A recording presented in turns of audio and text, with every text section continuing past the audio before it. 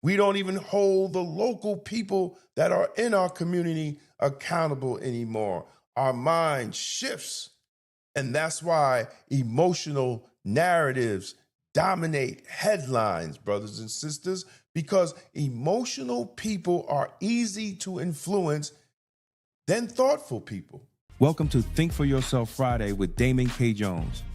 This is where we challenge the narrative, question everything, and focus on results over emotion. Peace and blessings, everybody. This is Damon K. Jones here, and welcome. Good morning. This is Think for Yourself Friday, and we're talking about how do we empower ourselves by thinking for ourselves. This is where we challenge narratives, question assumptions, and examine truth through logic, outcomes, and discernment. Today's subject is one of the biggest problems in modern society.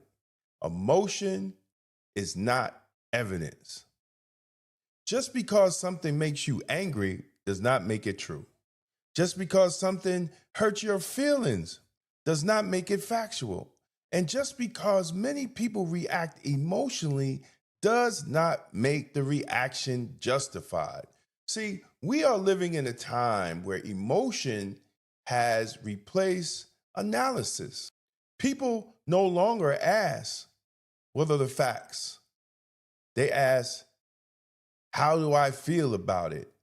How do you feel about it? Now that's dangerous, brothers and sisters. See, emotion is real. Emotion matters, but emotion is not proof or truth.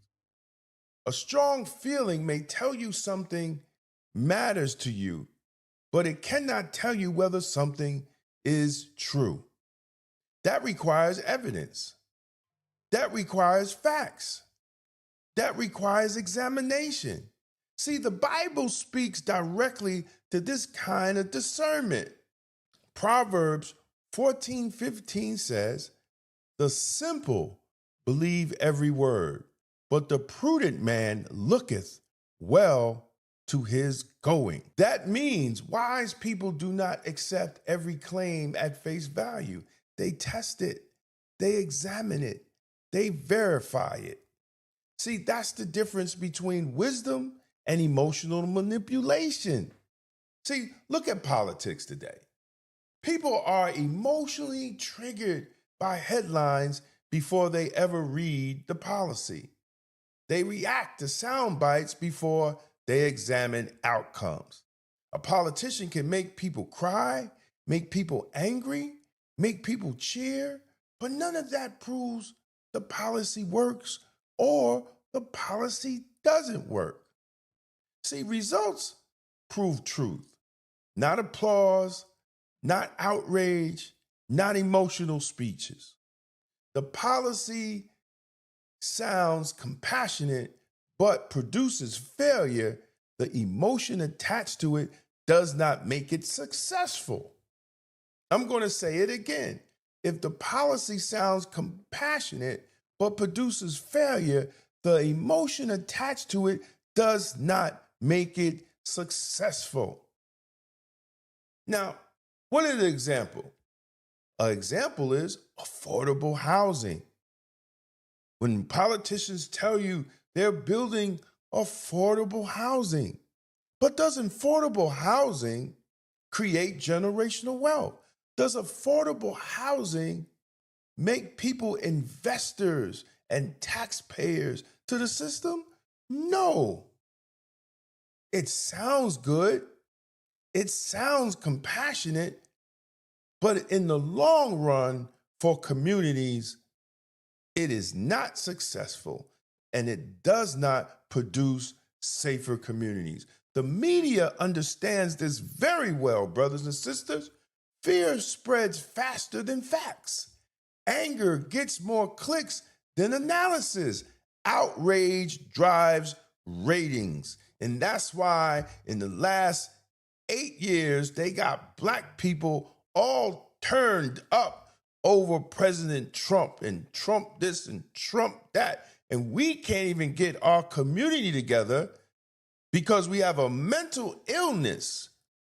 When people hear that, man, our communities are stuck in a cycle of poverty, crime, low family structure, because our emotional attachment that we have created towards the White House and towards people that don't even live in our community.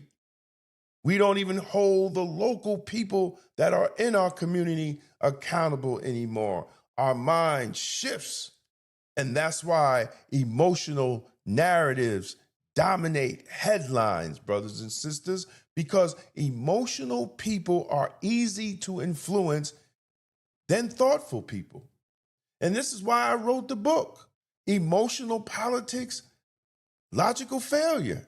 See, because they keep you angry. And when they keep you angry, you're never examining what is actually going around you. When people are afraid, they keep you to stop questioning what is going on around you. And when you stop questioning, you become controlled. Even in culture, emotional reaction is now treated as moral authority. The loudest outrage often wins the conversation. But being offended is not evidence. Being passionate is not proof. Being emotional invested does not make the claim accurate. A tear is not testimony, brothers and sisters, and your anger is not an analysis of the situation, and passion is not truth. This is why so many public debates collapse into noise.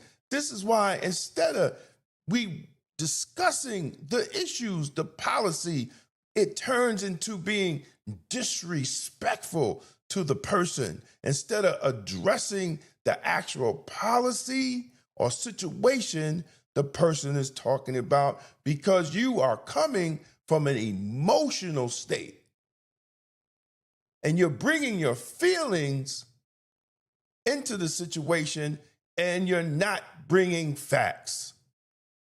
See, and this is why, brothers and sisters, spirit discernment matters.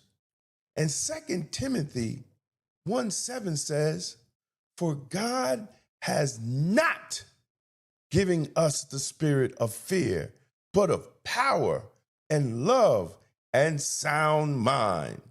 A sound mind is disciplined. A sound mind does not surrender truth to emotional chaos. A sound mind pauses and asks, what is the evidence? What are the facts? And what are the results? See, brothers and sisters, that is thinking for yourself.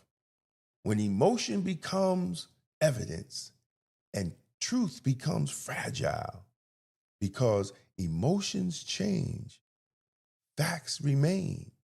If your belief only survives as long as your feeling remains intense, then your belief is not built on truth.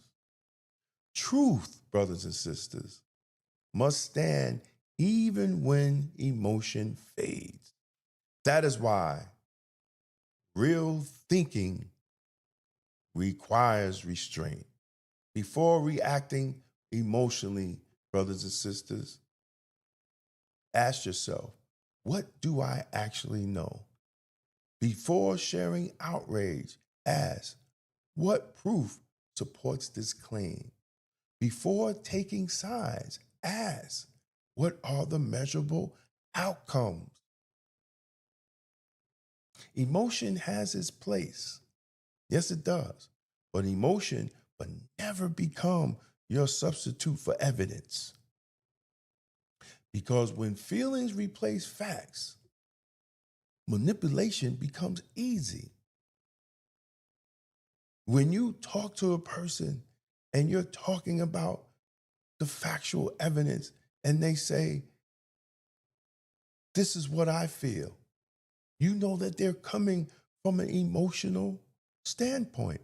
They don't even want to address the facts that you're bringing or the fact of the matter that is at hand. So the next time something makes you angry, fearful, or offended, or even excited, pause, step back, examine it, because wisdom is not found in emotional reaction. Wisdom is found in God's discernment. This is Think for Yourself Friday, and I'm Damon K. Jones. And remember, feelings may move you, but only truth should convince you. And as always, stay safe, stay blessed, and stay blacktastic. Peace out. This is Think for Yourself Friday with Damon K. Jones. If you got value from this, like, share, and subscribe. And remember, if you don't think for yourself, someone else will. If you're serious about political clarity and independent thinking, this is for you. The Political Thought Bundle includes 3 full books, all personally singled. Democrats and Republicans, The Ultimate Gangbangers, breaks down how the two-party system operates like a legalized street war for power. Emotional Politics, Logical Failure exposes how emotion has replaced strategy in Black political engagement. Tolerance is for Cowards lays out a blueprint for extended policing and community-led public safety rooted in outcomes rather than slogans. 3 signed books. One bundle, $60. That's a $75 value, and you're getting signed copies included. This isn't left versus right. It's results versus rhetoric. Go to twosteppublishing.com and secure your signed Political Thought Bundle today. It's going to be blacktastic.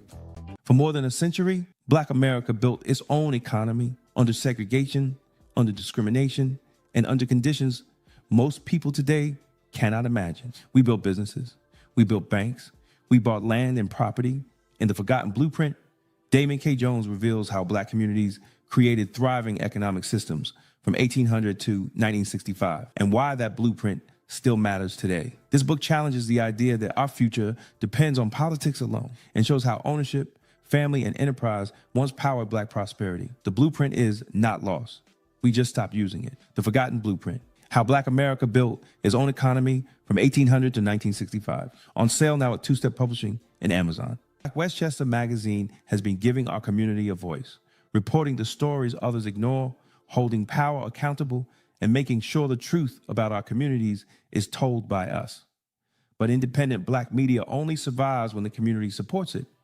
If you believe in real journalism, community accountability, and keeping Black voices strong in local news, we need your help. Your donation helps us continue covering the stories that matter: politics, education, justice, and economic empowerment right here in Westchester. Support Black media, support Black truth, support Black Westchester magazine. Donate today and help keep Black media alive. Because Black-owned independent media is blacktastic. Black Westchester magazine presents People Before Politics, the Sunday Rundown, every Sunday at 6 p.m. on YouTube. Join Damon K. Jones, A.J. Woodson, and Larnez Kinsey as they break down the biggest stories in politics, culture, and community from a Black point of view. No spin, no party loyalty, just logic, accountability, and outcomes. If it impacts Black America, we're talking about it. Tap in, subscribe, set your reminder. This Sunday at 6 p.m. is going to be blacktastic. This is Think for Yourself Friday with Damon K. Jones. If you got value from this, like, share, and subscribe. And remember, if you don't think for yourself, someone else will.